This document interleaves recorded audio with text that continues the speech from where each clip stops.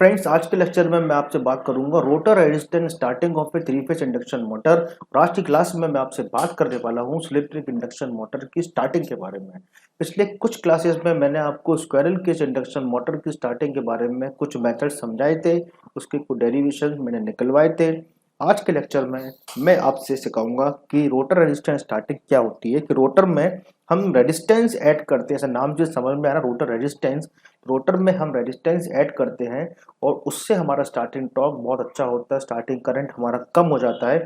तो वो जो चीज़ है वो हम आज की क्लास में पढ़ने वाले हैं। जैसा कि आप इसके सर्किट के इस मशीन को देख रहे हैं, इसमें हम थ्री फेज सप्लाई देते हैं स्टेटर के अंदर। स्टेटर के अंदर थ्री फेज सप्लाई देने के बाद इसमें जो थ्री फेज वाइंडिंग होती है उसमें रोटेटिंग मैग्नेटिक फील्ड बनती है, जो कि सिंक्रोनस स्पीड से स्टेटर के अंदर घूमती है। स्टेटर में जो घूमता हुआ फ्लक्स है वो रोटर में लगे हुए कंडक्टर को कट करता है, यहाँ से ईएमएफ इंड्यूस होता है। वो करंट हमारे शाफ्ट से होते हुए इस आउटर सेक्शन में आता है और ये हम शॉर्ट कर देते हैं। ये होता है बेसिक प्रिंसिपल स्टार्टिंग का स्लिप रिंग इंडक्शन मोटर का।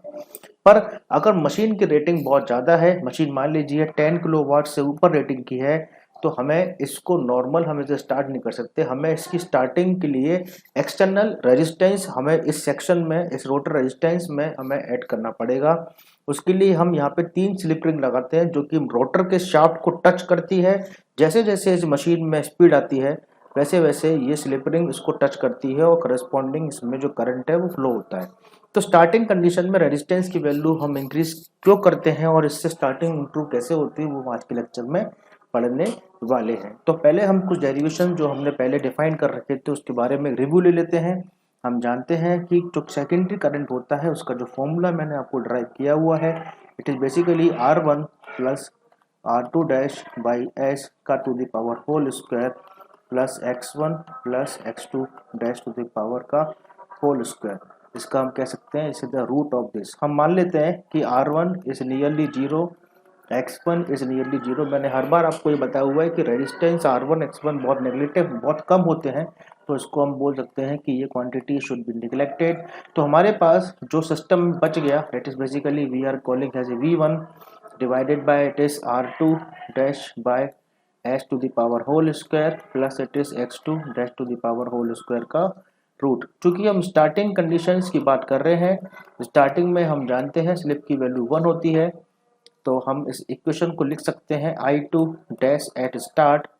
सो this current should be is equals to it is V1 divided by R2 dash plus हमने कुछ रेजिस्टेंस एक्सटर्नली ऐड कर रखा है, तो मैंने वो रेजिस्टेंस यहाँ पे ऐड कर दिया to the power whole square plus X2 dash to the power whole square. तो हम यहाँ देख के समझ पा रहे हैं कि हम अगर स्टार्टिंग में रोटर में रेजिस्टेंस अगर ऐड कर देते हैं, कुछ इंक्रीज कर देते हैं, तो हमारा स्टार्टिंग करंट कुछ कम हो जाता है। जैसे जैसे मशीन घूमती है हम इस रेजिस्टेंस की वैल्यू कम करते जाते हैं। अब देखिए स्टार्टिंग टॉर्क की अगर बात करते हैं तो ये तो जो समझ में आ गया कि करंट हमारा बेसिकली रेजिस्टेंस ऐड करने पे कम हो जाएगा। लेकिन अगर स्टार्टिंग टॉर्क की बात करते हैं तो टॉर्क का जो फॉर्मूला होता है वो जनरली होता है, हम जानते हैं 3/ओमेगा s, it is v square, it is R2 dash by S, it is R1 plus R2 dash by S का whole square plus X1 plus X2 dash का होल स्क्वायर। और अगर हम स्टार्टिंग टॉर्क की बात करते हैं तो यहाँ पे स्लिप की वैल्यू हो जाएगी basically 1।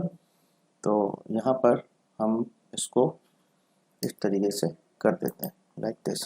Basically it is 3 by it is omega s, this is v square R2 dash by 1, ये 1 हो जाएगा। और यहाँ पर हाँ, और एक चीज़ और कर लीजिए कि यहाँ पे हम जानते हैं कि R1 को हम माना निगलेक्टेड, X1 को भी माना हम निगलेक्शन पे, तो ये बेसिकली R2 डैश का whole square plus it is X2 dash का होल स्क्वायर। अब यहाँ पर स्टार्टिंग टॉर्क को अगर आप in terms rotor resistance check करने की कोशिश करते हैं तो यह न्यूमिनेटर में भी रोटर रेजिस्टेंस है और नीचे भी आपका रोटर रेजिस्टेंस है। तो ये हम स्पेसिफिकली नहीं कह सकते कि किस की रेजिस्टेंस ऐड करने पर स्टार्टिंग टॉर्क कम होगा कि ज़्यादा होगा। तो इस चीज़ के लिए हमें फिर से कुछ करना पड़ेगा, तो वो मैं आपसे थोड़ी देर में लौट कर आऊँगा कि स्टार्टिंग टॉर्क पे क्या फ़र्क पड़ेगा रोटर रेजिस्टेंस कम या ज़्यादा करने पे, क्योंकि दोनों में है, कोई लीनियर रिलेशन नहीं है कि इन्वर्सली है डायरेक्टली है, यहाँ ऊपर भी है नीचे भी है, तो कुछ सोचना पड़ेगा इसके बारे में। थोड़ी देर में मैं इस पर लोड कराऊंगा। सबसे पहले स्लिप की बात कर लेते हैं। स्लिप का जो फॉर्मूला होता है मैक्सिमम स्लिप का आपने निकाला था, it is R two dash by it is X one plus X two dash करके कुछ निकल कर आता है। तो हम इसको जनरली ये मानते हैं it is R two dash by X two dash, is this is the maximum value of slip. अब जनरली यहाँ स्लिप की अगर आप बात करें तो मैक्सिमम स्लिप मतलब एट मैक्सिमम टॉर्क पर होती है, क्योंकि मैक्सिमम स्लिप से आप मैक्सिमम टॉर्क का फॉर्मूला आप निकालते हैं एट मैक्सिमम टॉर्क। और मैक्सिमम टॉर्क का अगर आपने फॉर्मूला आपको याद हो, इसे आपको पता होना चाहिए, it is 3/ω² v² bye 2x2 dash. तो यहाँ पर हमारे पास चार फॉर्मूला आ गए। एक हमारा स्टार्टिंग करंट का आ गया जो कि रेजिस्टेंस के इन्वर्सली है, रेजिस्टेंस ऐड करेंगे करंट डिक्रीज होगा। दूसरा हमारा टॉर्क का आ गया। टॉर्क में आप देख रहे हैं कि रेजिस्टेंस में डायरेक्ट रिलेशन नहीं, हमें कुछ सोचना पड़ेगा, थोड़ी देर में इस पर भी बात करेंगे। मैक्सिमम स्लिप का आ गया जो कि डायरेक्टली है कि अगर रेजिस्टेंस ऐड करेंगे स्लिप की वैल्यू इंक्रीज होगी। और हमारा मैक्सिमम टॉर्क का आ गया जिसमें मैक्सिमम टॉर्क में इंडिपेंडेंट यहाँ को रहेगा, इसके आपके इसमें डेरिवेशन में मैक्सिमम टॉर्क डेरिवेशन में रेजिस्टेंस से कोई फर्क नहीं आता। अगर रेजिस्टेंस और रोटर रेजिस्टेंस इंक्रीज करते हैं डिक्रीज करते हैं तो कोई फर्क नहीं पड़ता इसके मैक्सिमम टॉर्क में। तो we can say it is independent of rotor resistance like this. तो अगर आप इसका स्पीड टॉर्क कर्व ड्रॉ करने की कोशिश करते हैं तो स्पीड टॉर्क कर्व कुछ इस तरीके से आएगा लाइक दिस। मान लीजिए ये इस तरीके से कर्व आया है।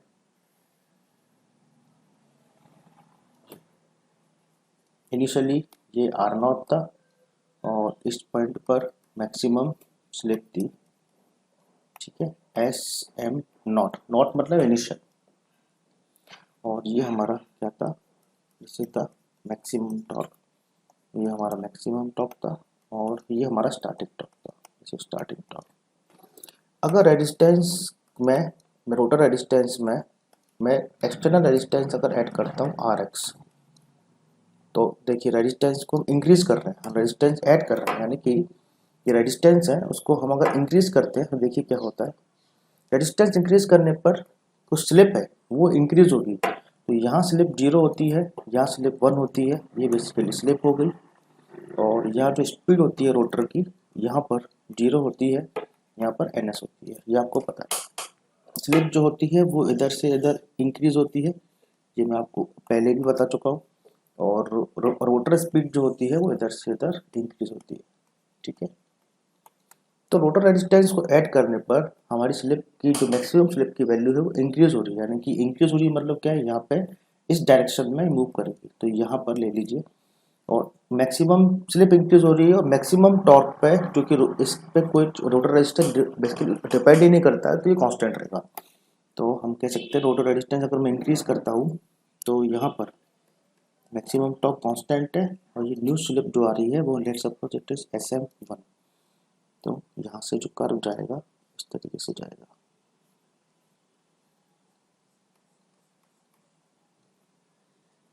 ठीक है। थोड़ा सा ठीक करना पड़ेगा इसको लाइक दिस, ये तो इस तरीके से जाएगा, ये यस अब ठीक है, ठीक है। ये आपका टॉर्क हो जाएगा, ये वाला टॉर्क। तो ये हो गया स्टार्टिंग टॉर्क 1, यानी कि स्टार्टिंग टॉर्क मेरा इंक्रीज हो रहा है। और अभी आप देख रहे हैं रोटर रेजिस्टेंस ऐड करने पे स्टार्टिंग टॉर्क इंक्रीज हो रहा है, अच्छी बात है। हम रोटर रेजिस्टेंस और ऐड कर देते हैं तो हमारे पास एक और स्लिप आ जाएगी, मैक्सिमम स्लिप का एक और पॉइंट आ जाएगा। Let suppose it is SM2। यहाँ पर ये मैक्सिमम स्लिप का एक दूसरा पॉइंट हम ड्रॉ कर लेते हैं इस तरीके से लाइक दिस, ये आ गया, ठीक है। हम स्लिप को अपर बेसिकली 1 पर ले आते हैं। स्लिप अगर 1 कर दूं, मैक्सिमम स्लिप 1 है, इसका मतलब ये हो गया कि जो R2 डैश है वो बेसिकली X2 डैश के इक्वल है, यहाँ से है ना। मैक्सिमम स्लिप की ये कंडीशन आती है। तो यहाँ पर हमारा स्टार्टिंग टॉर्क हो जाएगा इस तरीके से मैक्सिमम। ये R0 था, ये R0, ये RX1 this is Rx2, this is basically Rx3। तो आप कह सकते हैं Rx3 is greater than Rx2 is greater than Rx1 is greater than R not. Right, हम रेजिस्टेंस की वैल्यू को बढ़ा रहे हैं। स्टार्टिंग टॉर्क आप देख रहे हैं, पहले TST1 था, फिर TST2 हो गया और फिर TST3 हो जाएगा, मैक्सिमम हो जाएगा। पर अब यहाँ एक चेंज आने वाला है। अगर अब इससे ज़्यादा आप रोटर रेजिस्टेंस की वैल्यू बढ़ाते हैं तो देखिए स्टार्टिंग टॉर्क में कुछ अंतर आएगा। यानी कि हम ये नहीं कह सकते कि रोटर रेजिस्टेंस इंक्रीज करने पे हमेशा स्टार्टिंग टॉर्क बढ़ता है, क्योंकि हमारे डेरिवेशन में आप देख रहे हैं स्टार्टिंग टॉर्क में यहाँ रेजिस्टेंस है, यहाँ रेजिस्टेंस है, तो कब बढ़ेगा कब कब घटेगा वो हमें आइडेंटिफाई करना पड़ेगा। यहाँ आप देख रहे हैं कि रेजिस्टेंस अगर मैक्सिमम स्लिप पे आ गए अपन तो रेजिस्टेंस बेसिकली इंक्रीज होने पे स्टार्टिंग टॉर्क इंक्रीज हो रहा था। पर अगर इससे ज़्यादा इस रीजन में अगर आप स्टार्टिंग बेसिकली रेजिस्टेंस को ले जाते हैं तो आप देखिए, अगर मैं यहाँ ले जाता हूँ तो यहाँ यहाँ मान लीजिए ये मैंने एक नया ऑपरेटिंग ये पॉइंट ले लिया और इस ऑपरेटिंग पॉइंट का नाम दिया SM, ये SM3 था, है ना, SM4। इस पॉइंट पर मैक्सिमम टॉर्क होगा वो ये हो जाएगा, मैक्सिमम टॉर्क अगर ये हो जाएगा तो आप क्या देख रहे हैं कि ये स्टार्टिंग टॉर्क जो था पहले स्लिप 1 पर मैक्सिमम था, अभी डिक्रीज हो गया, थोड़ा सा कम हो गया। यानी कि यहाँ पर स्लिप ग्रेटर देन 1 पर रेजिस्टेंस को टोटल रेजिस्टेंस को इंक्रीज करने पर जो हमारा स्टार्टिंग टॉर्क था वो डिक्रीज होने लगा। स्टार्टिंग टॉर्क क्या हुआ, डिक्रीज होने लगा। स्लिप लेस देन 0 तक हमारा टोटल रेजिस्टेंस को बढ़ाने पर हमारा जो स्टार्टिंग टॉर्क है वो इंक्रीज हो रहा था। तो ये कंडीशंस आ गई है ना, कि स्टार्टिंग टॉर्क जो है वो हमेशा इंक्रीज नहीं होता, मैक्सिमम स्लिप तक तो वो बढ़ेगा। यहाँ पे R0 था, R1 था, R2 था, R3 था, यहाँ तक तो ठीक है बढ़ गया, लेकिन जैसे ही मैं इसके आगे बढ़ा तो हमारा स्टार्टिंग टॉर्क डिक्रीज होना शुरू हो जाएगा। सिमिलरली मैं इसको और आगे ले जाता हूँ, मान लीजिए मैं इस ऑपरेटिंग पॉइंट पर आ गया SM5 पर, यहाँ मैक्सिमम टॉर्क कांस्टेंट है और यहाँ से अगर आप कर्व ड्रॉ करेंगे मैक्सिमम टॉर्क का तो वो कुछ इस तरीके से आएगा। ये नया ऑपरेटिंग पॉइंट आ गया, यहाँ स्टार्टिंग टॉर्क देखिए नीचे आ गया, गिर रहा है ना, और गिर रहा है। तो बहुत ज़्यादा रेजिस्टेंस आप स्टार्टिंग में बढ़ा नहीं सकते, ये लिमिटेशन आ गई है। हम मशीन को स्टार्ट करने की कोशिश कर रहे हैं, इधर है ना, हम मशीन को स्टार्ट करने की कोशिश कर रहे हैं, लेकिन आप क्या देख रहे हैं कि बहुत ज़्यादा रेजिस्टेंस अगर आप डाल देते हो मशीन के अंदर तो स्टार्टिंग टॉर्क गिरने लगता है। तो वो हमारे लिए सफिशिएंट नहीं है। हम मशीन को स्टार्ट करना चाह रहे थे, करंट का मैग्नीट्यूड ऑब्वियस सी बात है कम होगा, पर मशीन में स्टार्टिंग टॉर्क ही नहीं होगा तो जो रोटर का मास है, इनर्शिया है, उस पर जो लोड कनेक्टेड है वो नहीं चल पाएगी, मशीन चल ही नहीं पाएगी। तो स्टार्टिंग टॉर्क का भी ध्यान रखना है, अच्छा खासा होना चाहिए। तो रोटर रेजिस्टेंस की स्लिप की वैल्यू हमें इस तरीके से रोटर रेजिस्टेंस इंक्रीज करना है कि वो इस रीजन में काम करे, basically less than 1, this should be less than 1, है ना, शुड बी लेस देन 1 पे काम करे तब मशीन काम करेगी, है ना। इसके साथ साथ कुछ कंडीशंस जो मैं आपको बता रहा था कि इसको आप निकाल सकते हैं कि कितनी होनी चाहिए वैल्यू, तो हम इस इक्वेशन को यूज करेंगे और डेरिवेशन हम निकालेंगे।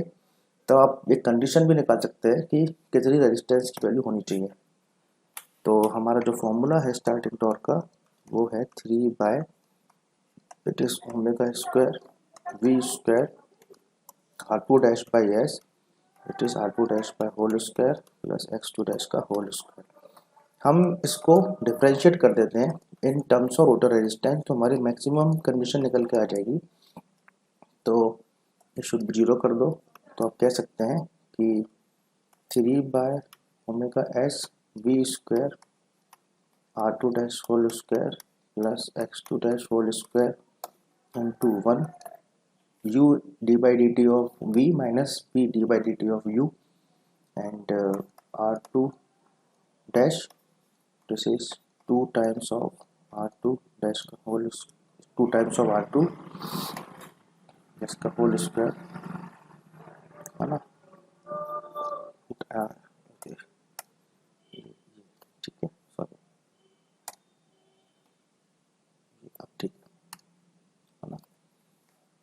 should be divided by r2 dash whole square, 2 dash का whole square should be 0। ये 0 हो जाएगा, ये टर्म भी 0 हो जाएगा, तो हमारे पास जो बचता है r2 dash का whole square plus x2 dash का whole square minus 2 r2 dash का whole square should be is equals to 0।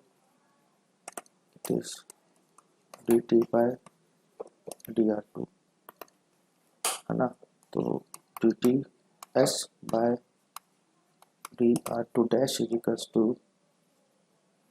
it is we can say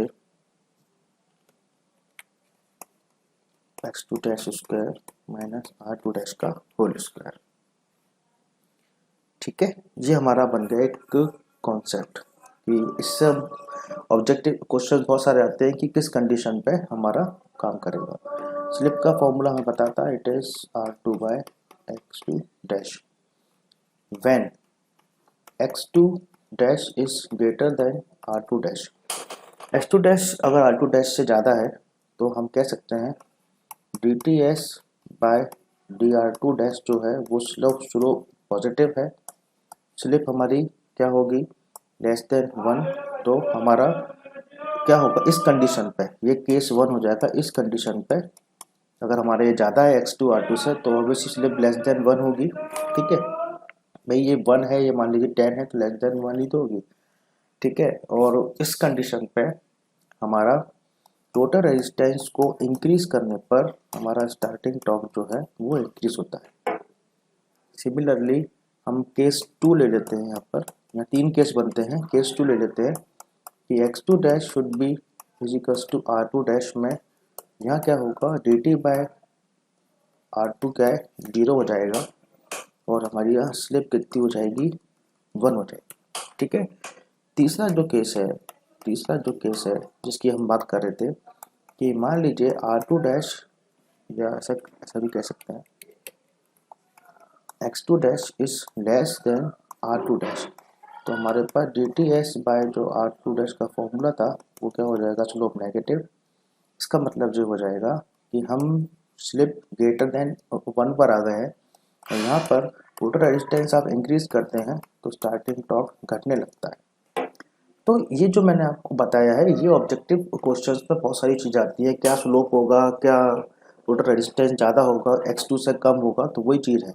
यहाँ आप देख रहे हैं कि टोटल रेजिस्टेंस इंक्रीज कर रहे हैं स्टार्टिंग टॉर्क बढ़ रहा है, या टोटल रेजिस्टेंस इंक्रीज कर रहे हैं स्टार्टिंग टॉर्क बढ़ रहा है। तो ये रीज़न जो है वो dts बाय dr2 डैश का ये पॉजिटिव है, ये रीज़न जो है dts बाय dr2 डैश का नेगेटिव है और इस पॉइंट पर कोई चेंज नहीं है, r2 का 0। तो टोटल रेजिस्टेंस का ध्यान रखना है कि स्टार्टिंग करंट को कम करने के लिए रोटर रेजिस्टेंस स्टार्टिंग हम यूज करते हैं स्लिप रिंग इंडक्शन मोटर के लिए। ये आपको समझ में आ रहा है। यहाँ पर स्टार्टिंग जो करंट है उसमें तो कोई तकलीफ नहीं है, साफ दिख रहा है कि बेसिकली स्टार्टिंग करंट आपका कम होगा रेजिस्टेंस ऐड करने पर।